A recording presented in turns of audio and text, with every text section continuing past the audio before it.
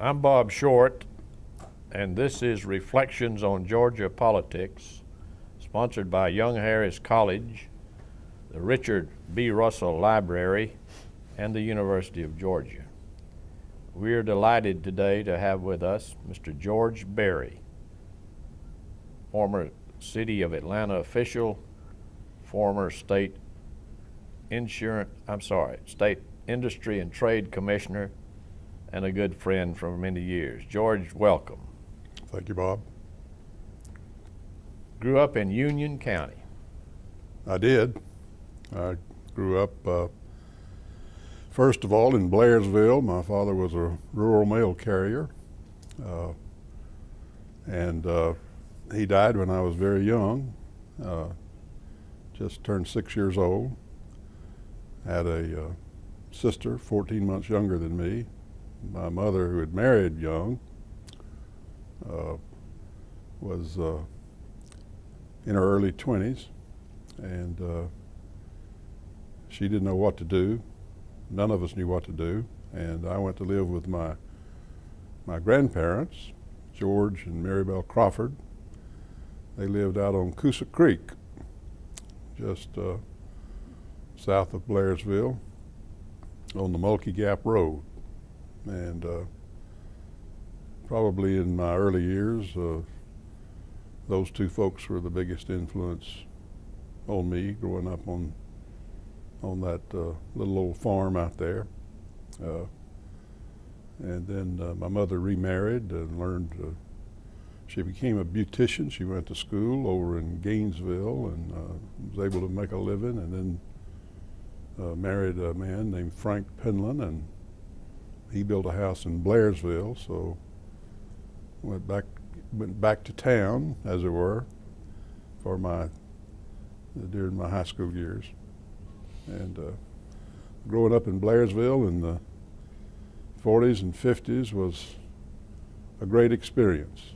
I wouldn't trade that for anything. It was quite an isolated place in those days. We weren't as touched by the world's problems as the Blairsville of today. So you went to school, public schools in Blairsville? I did. I went to the elementary school, and some of the buildings were rather tumbled down at that time. We had a building that was the Blairsville Collegiate Institute building that dated from before the turn of the century, I think. It was an old rickety wooden building, and then the high school was a brick building, but it burned, and so we had to spend a year or so while a new school was built, taking classes in various places in town. In fact, part of my 6th grade, I believe, was at the Legion Hall at Blairsville, which is right on top of the hill there before you go down into Blairsville on Highway 19-129 at the time. And so then we had a new school. I think the building still exists today as a administrative building for the county. And but the big thing that happened was we had a big metal building go up, which was our gymnasium, the first indoor gymnasium that any of us had ever seen, and we were able to play basketball indoors, which was quite a deal. And but it was we had some good teachers, some good dedicated teachers, and I enjoyed my schooling, and learned to love books, learned to read, learned to pay attention to books. It's been a lifelong love of mine. So after high school, you attended Young Harris College. I did. I went to Young Harris in 1955, along with quite a number of my classmates at Union County High School. And it was a great experience there. It's interesting because I knew so many people already from Union County, but got to know all my classmates because there were relatively small number of students in Young Harris at that time. So you got to know everybody, and again, the isolation factor. No movie theater, nothing to do off campus. So you're thrown together with your classmates. You become lifelong friends with many of them. And of course, invariably, it didn't happen to me, but invariably there were a tremendous number of weddings. People would get to know each other and get married because of their experience at Young Harris. And it was after your graduation from Young Harris that you first came to Atlanta? Yes, not immediately. I tried to go to the University of Georgia, as a matter of fact, but I had to work to pay my way, and in those days it was extremely difficult to find a job in Athens. Students would work for $1 an hour, and so I went into the Army. I went to in the U.S. Army for a time, and then as my father had died suddenly, my stepfather died suddenly. He had started a little furniture store, and so I had to spend some time trying to run that business, which I did for a couple of years, and paid the debts down, and then I got recalled. I was in the reserves. I got recalled in the U.S. Army in 1961 because of the Berlin Wall crisis. And there was no reason to call up the reserves, but I've always assumed that President Kennedy and others were sitting around the room wondering, well, how can we react to this Berlin Wall going up? And some bright idea came up, said, let's call up the reserves. And so I got caught up in that and spent a few weeks, basically. But in the meantime, I had to dispose of the business, and was able to settle up all the debts and get that done. And I found myself at loose ends in April of 1962. And I went down to Atlanta. I was intimidated about going into the central city. I had never driven in the city, but I'd been to the airport before. And so I went to the Atlanta airport. In the old terminal, it was a turquoise building with a barrel roof feature on the front. And I took a roll of dimes, to date this now, into the terminal building and made telephone calls from a phone booth looking for a job. And one of those phone calls was to the city of Atlanta. They were running a help wanted ad in the paper, and it was particularly intriguing to me because a man had just gotten elected mayor named Ivan Allen, and I had read about him, and I had read about I'd been already a follower of the New South movement in Georgia, and living next to North Carolina like I had done growing up, I could see firsthand what progressive political public leadership could bring. North Carolina was a progressive state. Its roads were in good shape. Its schools were in good shape. And here Georgia was still following demagogues, basically. And so I had studied enough history and to know that I wanted to be identified with the Ivan Allens of the world. And of course I didn't get to work directly for Mr. Allen when I went to work for the city. The job I got was as a tax clerk, which is the lowest rung on the ladder in the city government, and stayed at the tax office for a year, and then went to the finance department, and spent most of the 60s in the City of Atlanta Finance Department, learning all about the city, and in particularly the airport. I was fortunate in one regard in that one of my duties in the Finance Department was keeping up with government grants. They were a very small thing when I started, but you know that President Johnson, when he came into office, started the war on poverty, and Mayor Allen was a favorite because he had gone up to testify for the civil rights legislation of the 60s. I think the only mayor, certainly the only Southern mayor to do so. And so the Johnson administration basically flooded the city of Atlanta with federal grants of all kinds. And suddenly here this young senior accountant up in the finance department was running budgets about as big as the city general fund budget.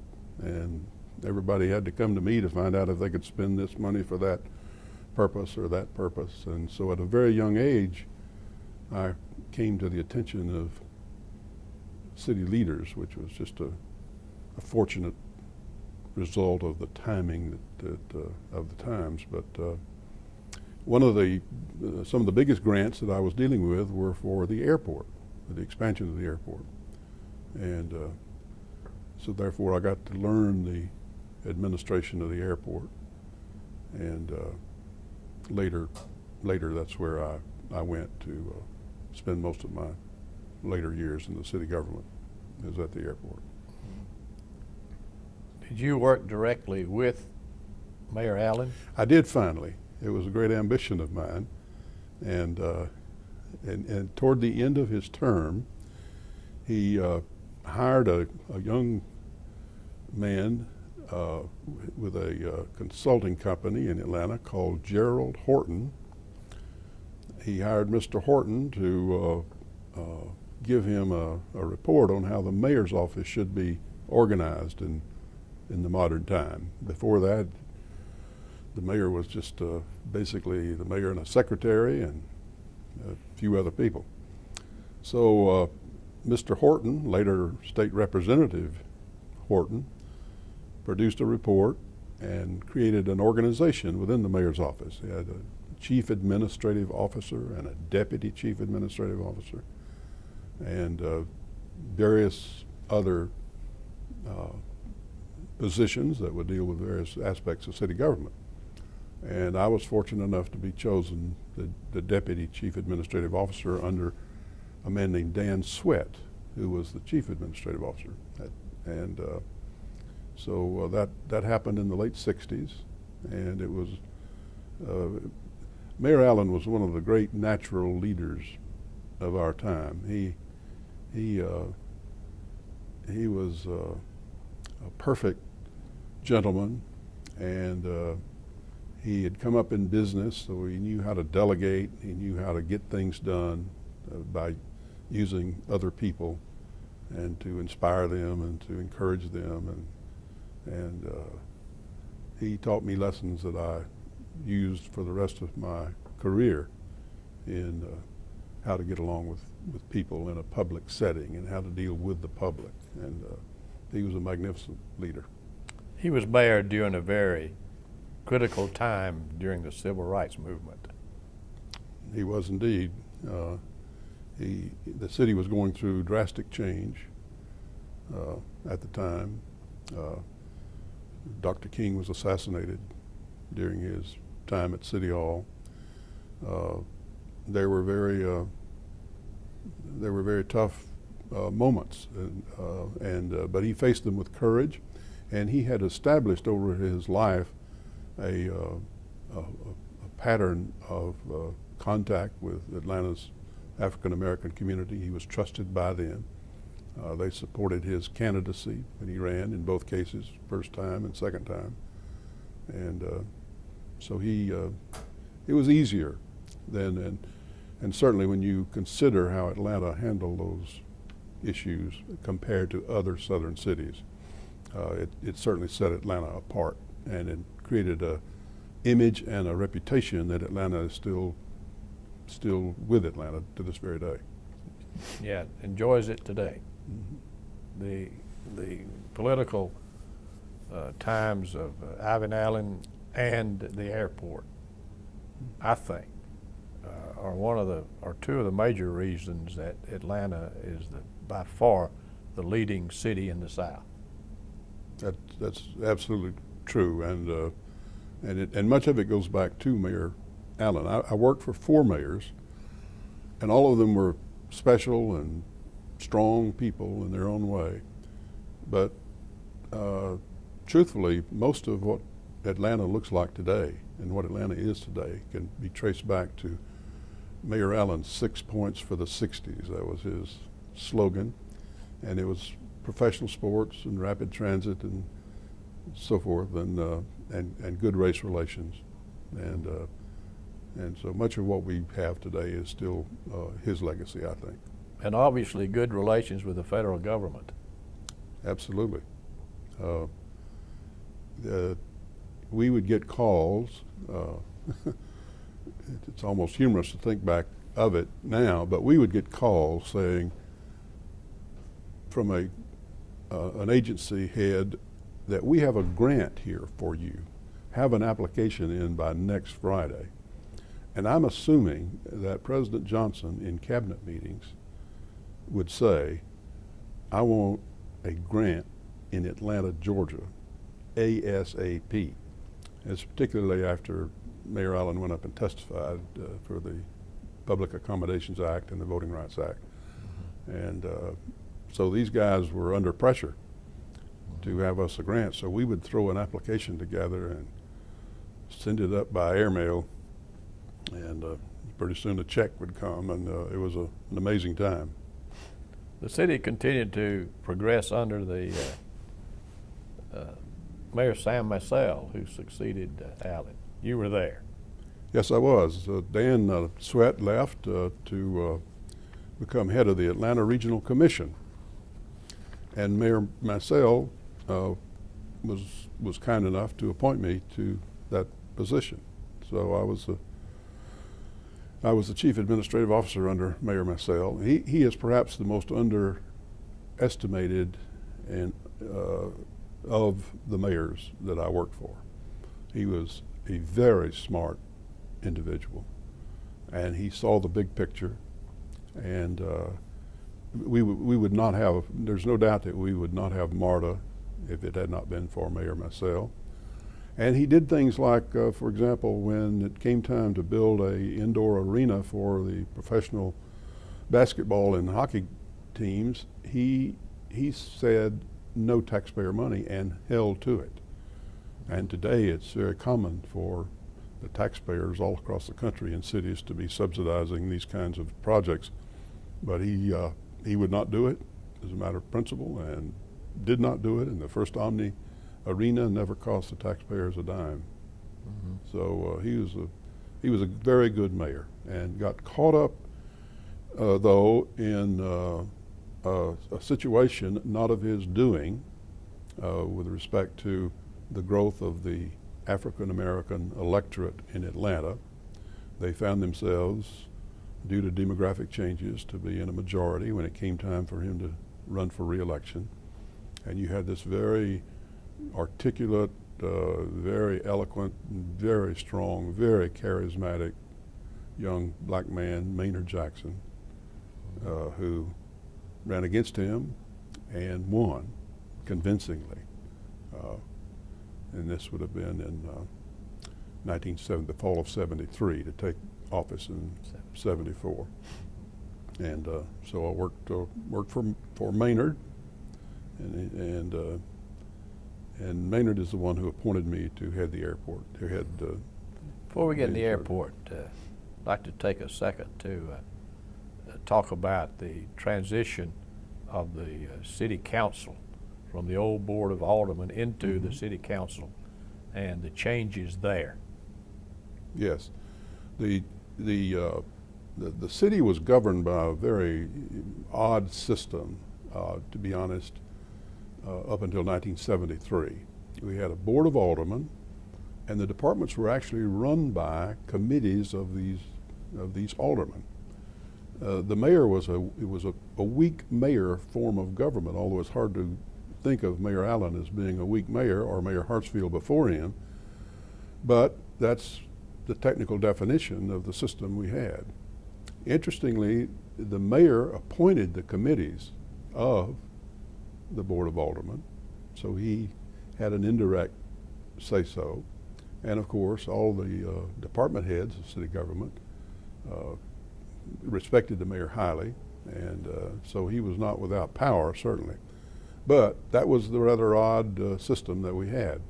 In 1973, I think the legislation was actually adopted in the General Assembly session of '72 to take effect in '73. Representative Grace Hamilton and others wrote a new charter.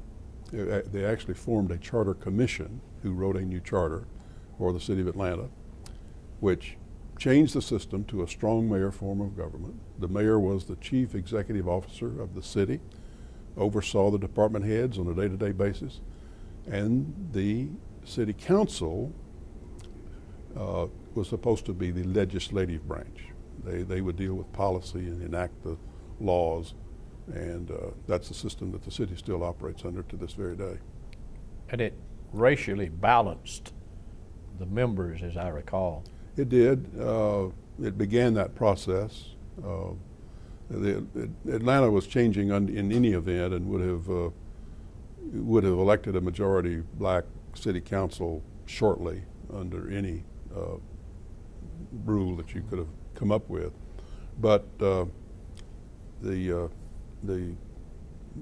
just like the initial MARTA system, and just like all other major issues of the time in Atlanta, there was a racial compromise in getting this done, and certainly one of those was the makeup of the city council. We had elected the first African American council members back in the early '60s, and Alderman Q.V. Williamson was the first one, and of course that process continued. How was the transition from Massell to Mayor Jackson? Well, Mayor Jackson brought a whole new spirit. In watching this interview is being taped within just a few weeks of President Obama's inauguration, and I have thought often in these last few weeks about how the huge expectations and the tremendous outburst of hope and change, and it occurred on a city scale with Mayor Jackson. I have told the anecdote that we used to get the mail at the mayor's office in City Hall in a box, just a regular postal box that the postman would bring up to the mayor's office. When Mayor Jackson got elected, we started getting mail in duffel bags full, and there would be hundreds of resumes every week from young people all across the country who had seen him on television or had seen him make a speech at a university. And so it's much the same as you've seen just in recent days with the inauguration of President Obama. It was an exciting time, and Mayor Jackson was perhaps the most charismatic leader that I've ever had the opportunity to be that close to, and to watch him be able to get up and with just natural eloquence change a crowd's mind on some issue, which he was totally capable of doing. And so it was quite different in that respect. So Mayor Jackson asked you to go to the airport. Yes, he did. To manage the airport. To manage the airport, and at the time there was a large capital campaign, capital improvement campaign that was filled with controversy.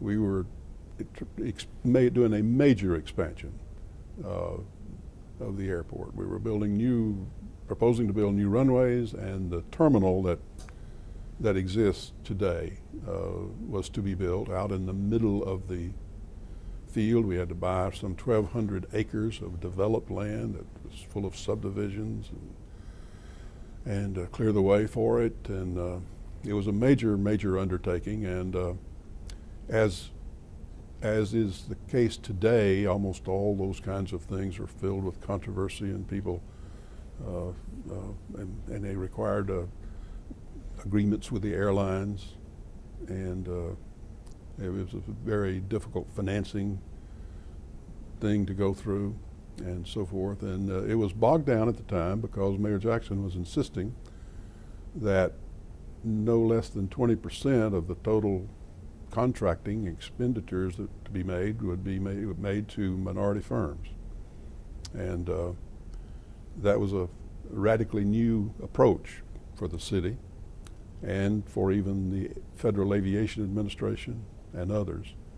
And the question was, how were we going to do it and get the project done and get it done on time and keep the costs down, which was the airline's major issue.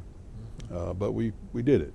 And in 1980, the new terminal opened, and the final work on the 4 runways was done in 1983. They subsequently have added a 5th runway, but this goes back to the New South issue that I mentioned before. The idea of using public policy to encourage economic activity is a part and parcel of Henry Grady's philosophy from the beginning. And it's something that I always knew we could do. And it was always possible if we just had the right leadership to bring us along. And it was wonderful being a part of a situation where Governor Carl Sanders was the governor of Georgia, and Mayor Allen was mayor, and then later Mayor Jackson, who was equally, and Mayor Massell, who were equally interested in the expansion of the airport. And today something like 50,000 people work at that airport, but it is the most often mentioned reason why people make an investment in Atlanta and Georgia, and it underlies our 200,000 job convention industry. And it's just a great example of what Georgia could have done 20 or 30 years before had we had the right kind of leadership. Well, Mayor Hartsfield paid a lot of attention to the airport when he was there. Yeah, he did, but sometimes he was a voice crying in the wilderness about it. I mean, he didn't have the widespread support that later came to bear on it. Which begs this question, George. It's often been said that the state should take over the airport. Do you think that's a good idea? Well, I don't think it's financially possible and possibly even legally possible for that to do. I used to advise the mayor, used to come up quite often at every General Assembly. Representative Guy Hill from Fulton County had a bill that he would introduce every year. And I would tell the mayor and others that I was advising at the time that the only way that will ever happen is if the city of Atlanta fails. If it fails to provide the leadership, if it fails to keep the facility thriving, then there is a danger of that happening. But until and unless that happens, I don't see that as a possibility. In your time with the mayors, various mayors, you spent a good bit of your time working with the business community. I like to say as an ambassador to the business community. What was the relationship between the city and the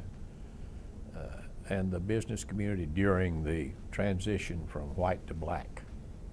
Well, that was a role that I did provide for Mayor Jackson in particular. The business community, I found that business people generally had a rather poor understanding of the political scene and were somewhat intimidated by it. And so they searched for someone that they could communicate with who seemed to understand it. And that was sort of the role I played. And I would, many times my job was simply to give them bad news and to try to instruct them on what they needed to do to get along in the new world. And some accepted that advice and some did not. And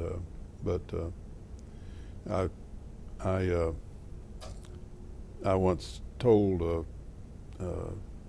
a group of business leaders who were on the wrong side of some particular issue that I knew how to predict who would win the mayor's race.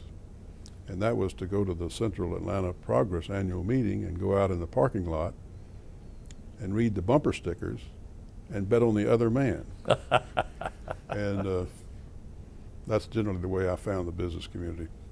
Did you get involved in politics very much when you were over there? No, not really at the city government. Now you have to understand politics when you're a professional administrator. You have to know it. You have to understand why this particular official can't vote for your project and why others can. But in the retail type of politics that I think you're referring to, the answer is no. The mayor and city councilmen you were working for, they insulated you from that. Well, then you became, along the line, the Commissioner of Industry and Trade. Yes. Appointed by Governor Harris. Exactly. A further continuation of the New South movement. We're building the major economic generating facility in the state, and then going to the state agency that promoted and encouraged investment, job creation, tourism, trade, I felt was a natural step. I felt I was still on the same journey that I had started on many years before. And I worked at the Department of Industry, Trade, and Tourism, as it was then called, for as you say, the time of the Harris administration, from about 1983 to 1990. And we had a great number of successes during those years, great amount of job creation, particularly international companies. This was a time when international companies found Georgia to be very attractive. And one of the great reasons was that we had begun to have direct flights from Atlanta to foreign capitals. Mm-hmm. And that kind of convenience and that kind of awareness that it created resulted in opportunities for us. Governor Busby had worked on that. Absolutely. He was a great hero to all of us for beginning the movement toward recruiting foreign companies into Georgia, and we built on his foundation. How well did you know Joe Frank Harris before that appointment? I didn't know him well at all. Had not been a part of his campaign for governor. I knew who he was, of course. He was chairman of the Appropriations Committee in the House at the time, and was well known for people inside state government. But I did not know him well at all, and was frankly surprised to get a call from him. And Mayor Andrew Young had come into office at the time, and I was still at the airport. But we had finished the major project. It was done, and I was receptive to a new challenge, mm-hmm. and I had a great relationship with Governor Harris and with Mrs. Harris, who was mm-hmm. a vital part of that administration. Mm-hmm. And I found Governor Harris to be the least ego-driven elected official I had ever known. He neither subtly nor overtly ever did anything for self-aggrandizement or for exercising his own ego. It was always straight up. What's good, what's right, what we'll do, and it's rarely found in political figures where ego is coin of the realm. You traveled with him a good bit around the world. Yes. Tell us about some of those trips. Well, we would go to Japan and Korea, and we would go to Hong Kong, and we would go to Europe at least once a year. And we the first time I didn't know. I'd traveled some, of course, being at the airport, but not like that. And first trip I remember, we went to Hong Kong, or one of the first trips we went to Hong Kong, and scheduled appointments on the day that we arrived, not aware that jet lag and the time difference, and we were both nodding off and going to sleep in the front of prospective business people we were trying to recruit. So we learned to break our trip up, maybe by stopping in Hawaii if we were going to the Far East. And Governor Harris, of course, did not drink any alcoholic beverage, and sometimes in certain situations we would have to alert our host that this was the case and that he was not being trying to offend when he would refuse a glass of wine in France or Belgium, where it was considered normal. When it came time to give a toast, he would do that sometimes, or he would ask me to do it. So I used to kid him that I was the designated drinker in the Harris administration. It was during that time that the state opened an office in Europe. Well, actually, Governor Busby opened that office, yeah. A man named Jack Turbyville and Billy Holbert, who did a great job of opening an office, and we also opened an office in Korea while I was there, and we had an office in Tokyo. Mm-hmm. That's where most of our businesses were coming from. George, we hear from time to time criticism about the states offering tax breaks and other incentives to lure industry. Is that a bad idea? Well, it's not a bad idea if other states do it. I don't like it. I never did like it. As a matter of principle, I had problems with doing it. But then you would have Alabama or South Carolina or Tennessee doing it. I once asked Governor Harris if he might talk at the Southern Governors Conference about a mutual commitment not to do it, on the theory that if one state did it, then others would have to, but if no states did it, then we would not have to. And he said he got no positive feedback at all from that, because Mississippi and other states said, well, Georgia's way ahead of us, so naturally you'd like to stop the world at the present place. But I don't like it, Bob, and I would rather we did not have to do it. George, you decided then to run for lieutenant governor. What prompted that decision? Well, I was at the end of my career at Industry and Trade. I'd been there 7 years. Governor Harris was going out of office. I did not know exactly what I wanted to do next, but remember now what my route in life was taking. It was taking this New South. We can do things through leadership and get the state of Georgia not only to take its place in the southern states, but to take its place in the national scene as a major player and elevate our people so that they can live as good a life as anybody can. So there did not seem to be a consensus at the time on who the lieutenant governor ought to be, and there was a field Governor Miller had been there a long time. Lieutenant Governor Miller had been there a long time, and so it was an empty office, so to speak, and there was a field of about 8 people running. So I don't know, I convinced myself that there was a chance for somebody like me to perhaps get into a runoff.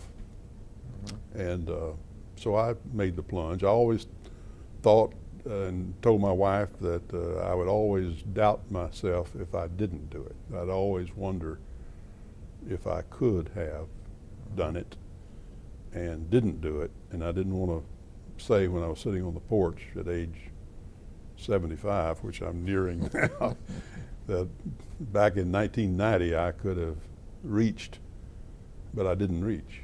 So I did it. It was fun. I found out that I was not the best candidate in the world. And I missed getting into a runoff. I was in 3rd place out of the 8, which was not shabby, but not good enough. So I put it down as one of the interesting experiences I've had in life, and gone on from there. So what was life after public service? Yes, I went to work for a friend of mine, a dear friend of mine, Tom Cousins, with a firm of Cousins Properties. I've known him for many years, respected him highly. He's a great visionary. And I had, let's see, almost 15 years. I retired at the end of '04 from Cousins Properties. So it was a good 15 years. I worked on many interesting projects, North Point and Alpharetta, Paulding County, various major buildings here in Buckhead in Atlanta. And I have nothing but the highest respect for Tom and for that company. They do things right, and they are not included in the reference I made earlier to business people who typically don't know what's going on. They do, and they're frankly one of the few business organizations that I thought enough of to work for. Mm-hmm. Were you involved in the East Lake project? I was, not directly. I didn't have a lot, but I helped with some of the governmental issues that surrounded that project. Well, that was a very unusual project. Can you tell us a little about it? Well, it's Tom Cousins said that he could turn a neighborhood around, a neighborhood that had been given up on by everybody, including people like me when I was with the city of Atlanta. I mean, my view was that a neighborhood like that was simply beyond solution. The crime and the social problems that afflicted a community like that was simply had to be let run its course, and then perhaps someday it could be rebuilt. Here was Tom Cousins saying, no, I believe it can be done, and I believe I can use the game of golf, of all things, to do it. To be honest with you, I thought he was not with it, let's say. And I advised him not to do it. But he did it, and he did it successfully, which proves that what a visionary that he is. Now, he put a tremendous amount of private money into it. It's not anything that stood on its own. It was done because of his generosity. But he restored a historical golf club, and he used the membership money that companies paid to join that club to rebuild the housing around it. And he's created programs for young kids to learn the game of golf. He built a new charter school. He built a new Boys and Girls Club.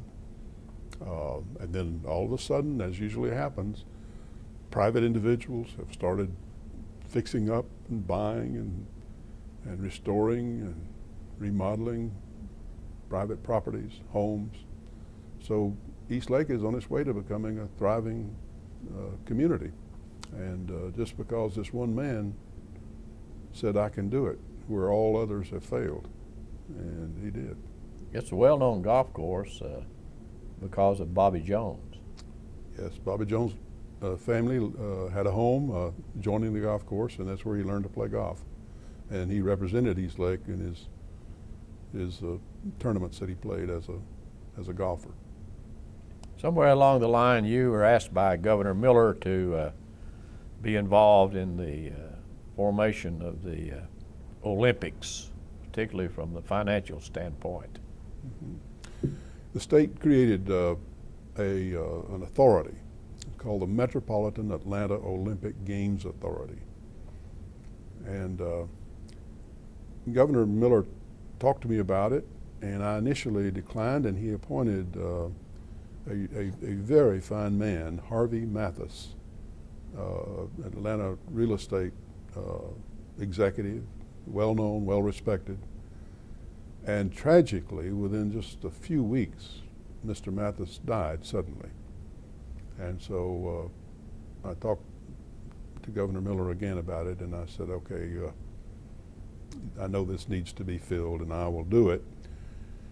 And I was then with Cousins, and Cousins people approved me doing it. And it basically was the governmental oversight of the Olympic Games in Atlanta. And it was done to ensure that, for example, things like the power of eminent domain, which had to be used to assemble the real estate for the Olympic Stadium and for other reasons why governmental powers were required, and that's what we did. I found it to be, I was not a big fan of the Olympics. So therefore it was somewhat of a strange choice, I think, to head this organization. But I found that my financial background in governmental projects was important, and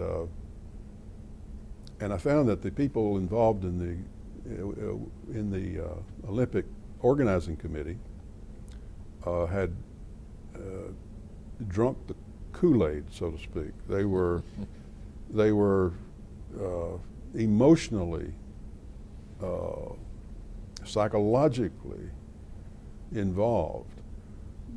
They would say with absolute sincerity, this is the greatest peacetime event in the history of mankind.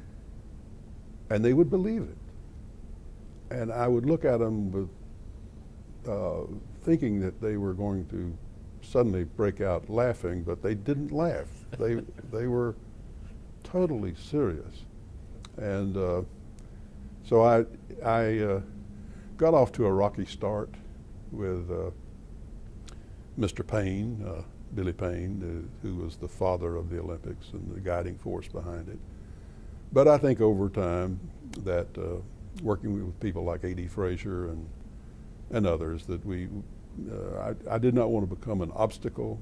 I just wanted to try to inject a slight amount of reality into the process. And in so doing, it's one of those things where if you're not with us 1,000%, you're against us type attitude. And I'm not sure I overcame it totally, but we had a cordial, and finally, and I must say, and I wrote a piece that was published in the Atlanta papers at the end of the process when the final commitment was done, the final commitment being the conversion of the Olympic Stadium into the Braves Stadium, that I gave them total credit. They did everything they said they would do. They made good on every financial commitment the Olympics did. And Billy Payne and A.D. Frazier and Andrew Young and Robert Holder and the other people involved in the Atlanta Olympic Committee deserve credit for that. So the taxpayers paid no money into the Olympics. That's correct. That's good. Well, George, let's talk about Georgia today. 2009. Are we headed in the right direction? Well, it seems to me that the state is suffering from what many of our governments do, including our national government. in that we have put off dealing with several major life-changing decisions because they're difficult, because we today seem to want consensus rather than making hard choices and suffering from the controversy that those decisions result. I speak, one thing that's particularly on my mind is the transportation. That's if it's our steel if we were Pittsburgh, it's our gambling if we were Las Vegas. Transportation is what makes our state go, and it's certainly what makes the Atlanta region go. It's been ignored now for several years, and unless we do something about it, it seems to me that we are condemning ourselves to mediocrity, which we have spent 50 years trying to get out of. I think we have serious tax reform issues. I think our tax system needs a complete overhaul, but special interest, fear of controversy, the desire for consensus, all the other issues that seem to control us these days seem to be interfering with that. So I think I think this coming election, the 2010 elections, represent a turning point. I think that if we don't make some bold moves, I think that if we don't elect someone capable of making bold moves, that the state is going to suffer economically. And of course, coming out of this current recession or downturn or whatever you wish to call it, there seems to be sort of a loss of confidence that I have not seen in my years. And I'm still a little bit too young for the Great Depression, but from what I read about it, it's some of the same kinds of fears are intruding on us. So I see a lot of challenges for our state in the years ahead, but most of the problems that I see are caused by the failure to simply deal with it, suck it up and deal with it. And incidentally, a criticism that applies much more to our federal government. And the great hope with this new president is, does he really have the courage to deal with the Social Security entitlement programs and Medicaid and Medicare and health care? Is he going to say, U.S. Senate and U.S. House of Representatives, just because you got a bunch of lobbyists yelling over here, or just because you've got some big town meetings that are going to be anti what we've got to do, are you going to cave in on me, or are we going to get this done? And I'm watching that very closely. What sort of financial help do cities in Georgia receive from the state government? Well, very little directly from the state government. It's always been a big question, a big issue. Atlanta and the Atlanta region finance a lot of improvements outside the Atlanta region. In other words, the taxes collected, and nobody's ever made a big issue of that because the taxes we pay are state taxes, and if the taxes that are collected from Atlanta taxpayers go to build a new combined high school in Randolph-Clay County, Georgia, and deep southwest Georgia, that's simply the way the system works. And it would be almost impossible to figure out exactly where taxes come from and where they go, and nobody's interested in doing that. But there are issues, for example,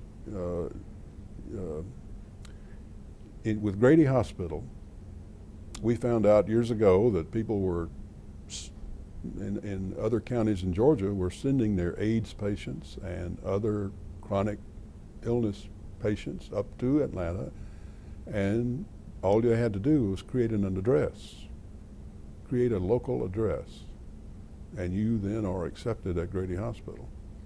And there's no telling how much money that the taxpayers of Fulton and DeKalb County have spent on treating chronically ill people from all over Georgia. Now, to me, this is one of the greatest failings of the state in not bellying up to that responsibility. Are we any further down the road toward that new South that you wished for as a youngster? Absolutely, we are. In taking in, if you go back to 1948, when Herman Talmadge came to Blairsville, Georgia, and backed his truck up to the courthouse square and harangued us for an hour, saying that our greatest challenge is maintaining our way of life. When you looked around, and our way of life was poverty and ignorance and malnutrition. And if you look at that scene around that courthouse that day with faded overalls and mules hitched to wagons and compare it to today, you would say you were not living in the same world. We've made tremendous progress. We have moved the average per capita income in Georgia from 57% of the national average in the year I was born to over 90% today of the national average. How much more medical care can be afforded? How much more education can be bought and paid for? How much more enrichment have lives seen as a result of this change? I want to close that number to 100%. That's what I want to live to see. I want to, whoever is governor on that day, when that number comes out, that we have now achieved 100% of the national average per capita income, I want that governor to declare a state holiday, because that is something that generations of Georgians have fought for. And I just hope and pray that I live that long. And you attribute that to political leadership? I do. There are 100 other reasons, of course, but I'm saying that it didn't happen until Baker versus Carr was decided. The county unit system was overthrown, that we were able to elect a Carl Sanders as a governor, and we could finally say goodbye to the demagogues for the most part. And they no longer control our state and our boards of education and our board of regents and other institutions of our state. And they've led the way. That's caused the businessman in Indiana to say, Georgia, Atlanta, a good place to put my other office or the next plant. And that's what underlays our progress over these last 4 decades.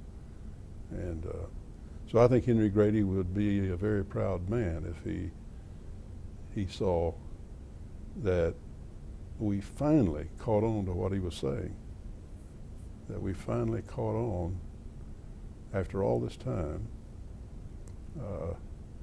that what he spoke to the New England Society in New York in 1886, that we could raise a brave and beautiful city if we tried, and that we could, and that Jimmy Carmichael spoke about in 1946, that given all our gifts, that why weren't we number one, not only in the South, but in the country as a whole. And it could be done, and we've proven in these 40-something years that we can do it.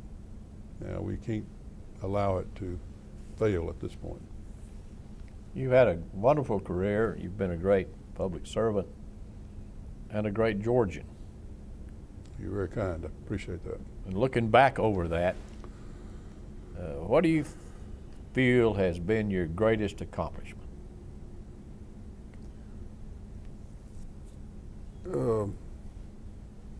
Well, you know, if this is going to be read or looked at by anybody in the future, I'd certainly want to say my wife and children, or I would be in serious trouble.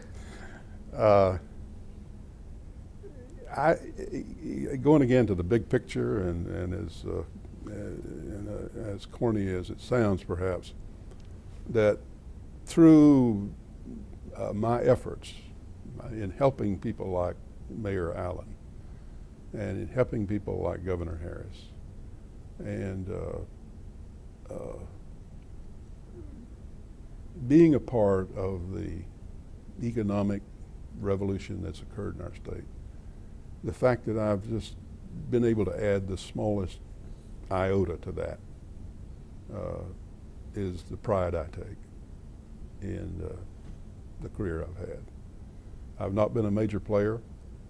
I certainly don't take any credit that belongs mainly to those kinds of people. But I was there for the most part in this period of time and added a shovelful or two. And that's what I take most pride in. George Berry, on behalf of Young Harris College, the Richard Russell Library, the University of Georgia, and myself, I'd like to thank you for being with us. Thank you, Bob. I enjoyed it.